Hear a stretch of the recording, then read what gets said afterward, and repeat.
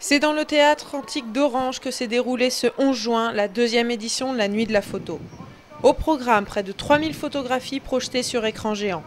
Une centaine de photographes ont prêté leurs œuvres, s'attachant à défendre les libertés.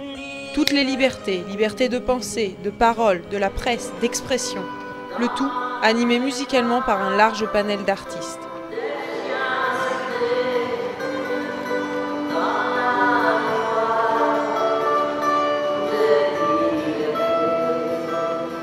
Et à manifestation exceptionnelle, parrain exceptionnel. Grand reporter à France Télévisions, Philippe Rochaud a tenu par sa présence à soutenir la photographie et la grande thématique de cette soirée.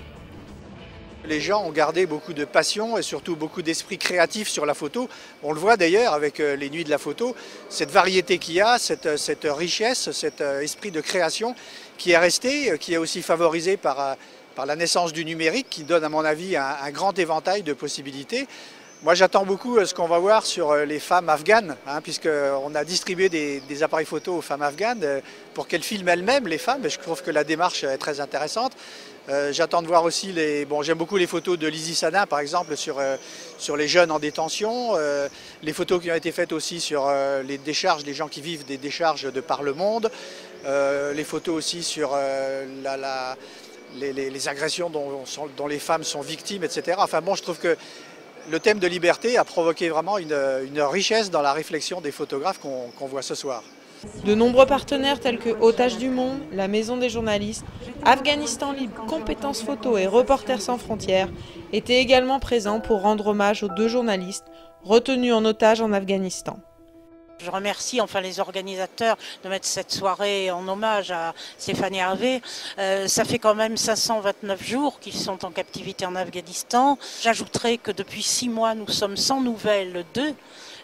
On ne sait même pas, on ne sait pas avec certitude s'ils sont vivants. En tout cas, on ne sait rien sur leur état de santé. C'est terrible pour leurs familles, leurs amis, leurs collègues. Les 500 personnes venues assister à la manifestation sont reparties ravies. Et cette belle nuit restera gravée dans la mémoire de sa co-organisatrice.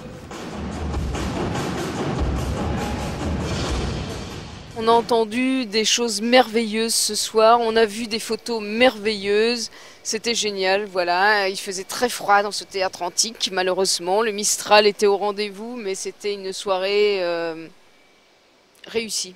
Il y avait beaucoup d'émotions, moi j'ai ressenti beaucoup d'émotions dans ce théâtre ce soir. La nuit de la photo est appelée à voyager, la nuit de la photo voyagera et il y aura bien sûr une 3e édition sans tarder. Un bel avenir photographique se profile donc.